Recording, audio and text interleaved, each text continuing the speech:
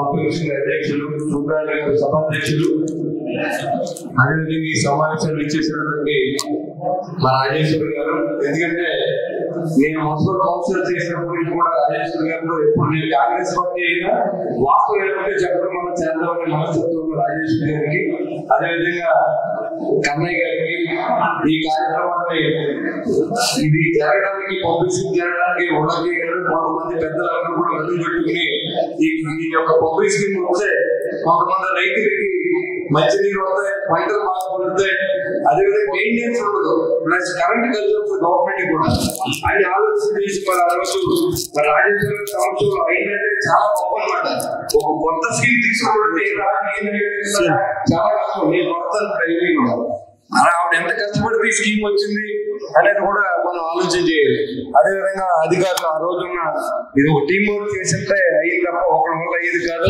మరి అప్పుడున్న డిఈలు కానీ అప్పుడున్న ఏఈలు కానీ అందరూ కూడా మరి కన్నయ్య గారు సహకరించి ఇది సొంత పనిని చేసేందుకు వారికి ఈ సమావేశంలో ఇచ్చేసిన మా పెద్దాడిపల్లి రైతు సోదరులందరికీ ఈ కార్యక్రమం ఎదురు రామప్రసాద్ చౌదరి గారికి ఇంకా పెద్దలందరికీ సురేష్ కి అందరికీ కూడా నా హృదయపూర్వక నమస్కారం. ఇవాళ 22 సంవత్సరాల క్రితం పంపిణీ స్కీమ్ పెడితే ఈ రోజు కృతజ్ఞతగా రాజేశ్వరి గారిని మీరు ఇక్కడ పిలిచి సన్మానం చేసి మీరు వల్ల అయిందని చెప్పుకునే తరహా మనుషులు చాలా తక్కువ మంది ఉంటారు. ఎందుకంటే ఈ రోజు మనం ఏదైనా ఉపకారం చేస్తే మన్నాడు వెళ్ళి విసంకెక్కే రోజుల్లో మనం రాజకీయం చేస్తా ఉన్నాం. అలాంటి పరిస్థితి నుంచి ఆ రోజున్న మరి పెద్దలు కానీ ఆ పెద్దాడి పంచాయతీ మీరందరూ కూడా మరి ఒక మంచితనానికి మారుపేరుగా నిలుస్తారు మాట. ఎందుకంటే ఆ రోజు చేసింది గుర్తుపెట్టుకునే వాళ్ళు ఎవరు లేరు. ఇవాళ చేస్తేనే రేపు మర్చిపోతున్నారు. అలాంటి సమాజంలో మీరు మన పెద్దాడిపల్లికి మంచి పేరు తీసుకొచ్చే విధంగా మీ కమిటీ సభ్యులందరూ కూడా ఈ రోజు అప్పుడున్న కన్నయ్య గారిని కానీ అప్పుడున్న అధికారులు కానీ మా రాజేశ్వరి గారిని కానీ మరి ఇక్కడున్న పెద్దలందరినీ సమావేశపరిచి వీళ్ళ వల్ల ఈ పని అయింది అనే ఒక వాళ్ళకు కూడా ఆనందం కలిగే విధంగా. అధికారం లేనప్పుడు ఎవరు పట్టించుకోరు, అధికారం ఉంటే అందరూ పిలుస్తారు. మరి రాజేశ్వరి గారు జడ్పీ చైర్మన్ చేసినప్పుడు ఎవరు మాట్లాడితే టైం ఉండకపోవచ్చు ఆ రోజుల్లో. కానీ ఈ రోజు పదవి లేదు కదా అని చెప్పి ఆవిడ ఇప్పుడు కూడా నాకు ఎవరైనా పని ఉంటే చెప్పండి నేను మీతో కలిసి పనిచేస్తాను అనే మనస్తత్వం. ఈ ఊళ్ళో 2వ ఇంజనీరింగ్ కాలేజ్ వచ్చిందంటే కారణం రాజేశ్వరి గారు. మీ ఒక్క పంపిణీ స్కీమే కాదు, శశి ఇంజనీరింగ్ కాలేజ్ ఈ ఊళ్ళో ఆ రోజుల్లో ఒకటే కాలేజ్ ఇస్తానని చెప్పి చంద్రబాబు గారు అంటే మరి అప్పుడున్న బుర్రరావు గారు కానీ రాజేశ్వరి గారిని పట్టుబట్టి ఇంకో కాలేజీని ఇక్కడ తీసుకొచ్చే ఘనత ఆవిడ దక్కుద్ది మన ఊరు కాకపోయినా. అందుకే మనం ఇప్పుడు కూడా చేసింది చెప్పాలి, 10 మందికి తెలియజేస్తే వారి ప్రాముఖ్యత ఏంటో మన జస్ట్ నుంచి మనం చెప్పుకోవాలి. పలానా నాయకులు ఇలా చేశారు, పలానా నాయకులు తప్పు చేశారని చెప్తేనే ఎవరు మంచి వాళ్ళు వాళ్ళకు కూడా అర్థమవుతుంది. ఇవాళ మరి ఈ గ్రామంలో ఒక పంటకి మనకి పర్మిషన్ వచ్చింది, దాన్ని 2వ పంటకి మీరు అఫీషియల్ గా వాడుకోండి, నేను కూడా లెటర్ ఇస్తాను, దాన్ని కూడా అఫీషియల్ చేసేద్దాం, 2 పంటలు మీరు వాడుకునే విధంగా మనం ఏర్పాటు చేద్దాం. ఎందుకంటే మన ఆ రోజుల్లో ఉన్నటువంటి రాజేశ్వరి గారు మీకు ఒక పంట పండించుకునే అవకాశానికి గవర్నమెంట్ నుంచి రైల్వేస్ నుంచి అన్ని పర్మిషన్ తీసుకొచ్చి మరి ఆ రోజు ఆవిడ కష్టపడి పనిచేశారు. ఈ రోజు మనం అధికారంలో ఉన్నాం, మంచి ప్రభుత్వం అధికారులు ఉన్నాయి, చంద్రబాబు నాయుడు గారు నాయకత్వంలో అభివృద్ధి చేయడం ఆయనకి చాలా ఇష్టం. కాబట్టి అభివృద్ధి చేసింది మరింత అభివృద్ధి చేసే దిశగా ఆయన అడుగులు ఉంటాయి తప్ప ఎక్కడా నోలే సమస్య లేదు. రైతును ఆదుకునే ప్రభుత్వం, ఇది మంచి ప్రభుత్వం అనే విధంగా ఈ పరిపాలన జరుగుతుంది. మీరే చూశారు, ఇంతకు ముందు గడిచిన 5 సంవత్సరాలు రైతు ధాన్యం తోలితే డబ్బు ఎప్పుడు వస్తుందో తెలియదు, ఎక్కడ తోలో తెలియదు, ఏ రైస్ మిల్ తోలో తెలియదు, అసలు వస్తుందో తెలియని పరిస్థితుల్లో ఎదురు చూపించిన సందర్భం మనం చూసాం. మన ప్రభుత్వం రాగానే మరి 48 గంటల్లో మీ ఖాతాలో వచ్చింది, మీ ఖాతాలో డబ్బులు వచ్చిన సందర్భం మీరు చూశారు. అంటే రైతు పట్ల ఈ ప్రభుత్వం ఉన్న చిత్తశుద్ధి మీరు చూడండి. అదేవిధంగా మీ పంపిణీ స్కీమ్ కి మీరు చేసుకోండి, మీరు ఎవరి పర్మిషన్ నేను తీసుకునే బాధ్యత నాది, మీరు లెటర్ ఇవ్వండి, నేను లెటర్ ఎండార్స్ చేసి మన ఎన్విరాన్మెంట్ మినిస్టర్ గారు పెడతాం, పర్మిషన్ 24 hours వచ్చే విధంగా మనం ప్రయత్నం చేద్దాం, మీ పని మీరు చేయండి, దానికి ఏమి ఇబ్బంది లేదు, రైతు బాగు కోసం ఈ ప్రభుత్వం కట్టుబడిందని కూడా మీకు నేను తెలియజేస్తా ఉన్నాను. కాబట్టి ఒక స్కీమ్ చేయాలని ఎంత కష్టం మరి తిరిగి వాడికి అర్థమవుతుంది. ఇక్కడ కూర్చుంటే అవుతుంది అనుకోవాలి, వాళ్ళ ఎయిర్పోర్ట్ కోసం దాదాపు 1 నెల రోజులు తిరిగి ఉంటాం, అది పరిపక్వతకు వచ్చింది, అయిపోయింది. అదేవిధంగా మనకి ఎస్ఎస్ ట్యాంక్ అనేది తాడిపోవడానికి వస్తే పెద్దాడిపల్లి కూడా మనం మంచినీళ్ళు ఇచ్చేంత కెపాసిటీ ఉన్న ట్యాంకులు మనం తగ్గుతున్నాం అన్నమాట. పెండుపాడు కానీ ఈ రోజు ఆ రోజు ఎలక్షన్ కమిషన్ చెప్పి మనం పెండుపాడు గ్రామం నీళ్ళు ఇస్తారని చెప్పాం. ఆ విధంగా కూడా మనం ఎస్ఎస్ ట్యాంకులు కూడా మనం తగ్గిస్తా ఉన్నాం. ఇవాళ కాలం 15 సంవత్సరాలు సిల్ట్ తీసి ఇరిగేషన్ అడిగితే చెప్తారు మీకు. ఇవాళ మళ్ళీ 15 సంవత్సరాల తర్వాత డబ్బుతో సంబంధం లేకుండా మొత్తం 3 కిలోమీటర్లని మొత్తం సీట్లు దిగి చెప్పాలి తాడేపల్లిలో. అంటే మనం ఏదైనా కొత్తగా చేయాలనుకుని మన శిరస్థాయిగా మన పేరు చేయాలని ఆలోచించే విధంగా ఆ రోజు రాజకీయాలు ఉంది.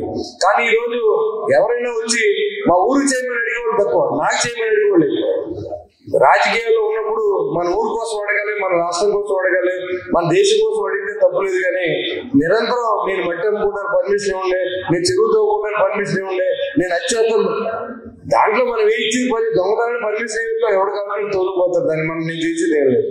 అది ఆలోచన చేయాలి. రాజకీయాల్లో ఉంటే మన వల్ల పార్టీకి ఎంతమంది ప్లస్ ఉంటాం తప్ప మన వల్ల మైనస్ ఉందంటే మన పార్టీకి రాష్ట్ర ప్రజలు కూడా ద్రోహం చేసినట్టే. వాళ్ళ రాష్ట్ర ప్రజలు ఒక్కొక్కరు 2 లక్షలు 3 లక్షలు పెట్టి అమెరికా నుంచి వచ్చి ఇక్కడ ఓట్లు వేశారు ఈ కూటమి ప్రభుత్వానికి. మనం దాన్ని దృష్టిలో పెట్టుకోవాలి. ఎంత బాధ్యతగా మనం ఎన్నుకున్నారంటే మనం దానికి 4 రేట్ల బాధ్యతగా మనం పనిచేయాల్సిన అవసరం ఉంది. అంతే తప్ప ఏదో ఎన్నుకున్నారు కదా ఈ 5 సంవత్సరాలు అయిపోయింది కదంటే రాజేశ్వరి గారు చెప్పినట్టు మనం వెళ్ళిపోయిన తర్వాత ఏం చూసుకుంటే మనం పలానా పని చేసామని చెప్పుకునే విధంగా నేను రాజకీయ నాయకులు మనం చూసాం.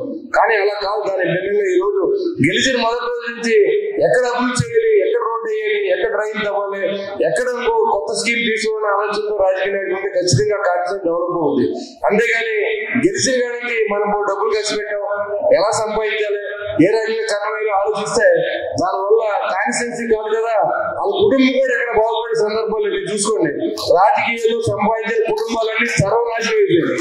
అది దాన్ని గుర్తుపెట్టుకోవాలి. మనం నిలబడిన దాని కోసం ప్రయత్నం చేసేదంటే మనం నమ్మిన ప్రజల కోసం, మనల్ని గెలిపించిన ప్రజల కోసం పాటుపడడంలో ఖచ్చితంగా దాంట్లో చాలా హ్యాపీ ఉంటుంది. దాన్ని ఎవరు భయపడాల్సిన అవసరం కూడా లేదు. మన నిజాయితీగా వేదిక మీద నుంచి మాట్లాడాలి మీ అందరి ముందు అంటే దానికి కూడా అర్హత కావాలి. మనం చేసేది తప్పుడు పనులు వేదిక ఎక్కితే అని నిజాయితీగా మాట్లాడి దాని ఉపయోగం లేదు. మనం ఏదైతే చెప్పామో అదే చేయాలనే ఆలోచనలో నేను పనిచేస్తా ఉన్నాను. మీరు అందరూ నన్ను గెలిపించారు, నా పార్టీతో సంబంధం లేదు. గెలిపించిన వరకు మీరు మమ్మల్ని గెలిపించారు. నేను తెలుగుదేశం జనసేన అనేది నేను ఎన్డీఏ ఎమ్మెల్యేని, బీజేపీ అని అనకూడదు. నేను ఎన్డీఏ ఎమ్మెల్యేగా నేను చెప్తున్నాను. మీ అందరికీ రైట్ ఉంది నా మీద. మీరు వచ్చి అడిగి రైట్ ఉంది. మీ ఊరు గురించి అడగండి, మీ సొంత పని అడగండి, మీరు ఏదైనా అడగండి. మీకు ఎవరు పర్మిషన్ ఎక్కలేదు, మీరు వచ్చి నాతో పని చేసుకోమని చెప్తున్నాను. ఆ పార్టీ ఈ పార్టీ లేదు. గెలిచే వరకు రాజకీయాలు, గెలిచిన తర్వాత ప్రజలే దేవుడు అనే విధంగా పనిచేయాలని ఆ రోజు ఎన్టీ రామారావు గారు చెప్పారు. కాబట్టి ఈ రోజు రాష్ట్ర చరిత్రలో మరి ఇవాళ ఆయన చెప్పడానికి చాలా మచ్చులు ఉన్నాయి. ఇవాళ సంక్షేమం కనిపెట్టి పేదల ఆకలి తీర్చాలి, పేదలకు ఇల్లు కట్టించాలి, పేదల బట్టలు కట్టుకోవాలని ఆలోచించే వ్యక్తి ఎన్టీ రామారావు గారు. ఈ రోజు గెలిచిన నాయకులు చూస్తా ఉన్నాం. మనం గెలవగానే ఎన్ని కోట్లు దోచుకోవాలి, ఎన్ని ప్యాలెస్లు కట్టాలి, ఏ డబ్బులు ఎక్కడ దాచుకోవాలని ఆలోచన ప్రభుత్వాలు ఉన్న చీఫ్ మినిస్టర్ మనం చూసాం. ఆ రోజు మహానుభావుడు చెప్తే ఈ అప్లైన్లో నాకు తెలిసి మా అమ్మగారు 40 ఎకరాల పొలం ఉండేది. ఆ పొలం కొంటే అది తింటాకి కాదని కద్దె పట్లు కట్టుకుంటే డబ్బులు ఉంది తప్ప ఎక్కడ కూడా రూపాయలు లేని పరిస్థితి. ఇవాళ 10 ఎకరాలు రైతు కారు కొనుక్కున్నాడు, దాని కారణం ఎన్టీ రామారావు గారు. మరి అలాంటి పార్టీలో మనం ఇవాళ ఉమ్మడిగా ఉన్నాం. నేను తెలుగుదేశం పార్టీలో కూడా మున్సిపల్ చైర్మన్ గా పనిచేశాను గత 19 వరకు. ఈ స్టేట్ విడిపోయిన తర్వాత నేను మున్సిపల్ చైర్మన్ అయ్యాను, ఒకసారి ఎమ్మెల్యేగా ఓడిపోయాను, ఒకసారి ఎమ్మెల్యే అయ్యాను. దాని మీ దయ వల్ల ఆ రోజు గెలిచినా ఓడిపోయినా ఈ ప్రజలే దేవుడుగా భావించి ఈ చెప్పిన ప్రతి పని చేయడానికి నేను సిద్ధంగా ఉన్నాను. ఈ తాడేపల్లిలో చిరకాల కోరిక రేవడ పొలానికి వెళ్ళడానికి రోడ్ లేదు, దానికి 25 లక్షలు అవుతుంది. కానీ అది జనసంచారం ఉంటుందంటే రైతులు మాత్రం వెళ్తారు. ఖచ్చితంగా అది కూడా ఏమని నన్ను అడుగుతారు. ఈ ఎన్ఆర్జీఎస్ ఓట్లు ఖచ్చితంగా వర్క్ కూడా పెడతాను కూడా మీకు తెలియజేస్తున్నారు. మరి మిమ్మల్ని అలా అభిమానించి ఓట్లు వేసారు, మీకు కావాల్సిన ఏ పని చేయడానికి నిజంగా కూడా ఈ రోజు వరకు కూడా నా వెనకాల నిలబడి ఉన్నారు. మీరందరూ మీ వెనకాల నేను కూడా నిలబడే ఉన్నాను.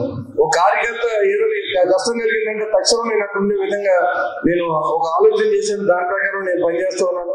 మీరు ఇచ్చిన ఓటుని మీకోసం వాడతాను తప్ప నా కుటుంబం కోసం వాడని కూడా మళ్ళీ చెప్తున్నాను. ఆ రోజు ప్రమాణం చేశాను, ఈరోజు చేసి చూపిస్తాను. Thank you very much.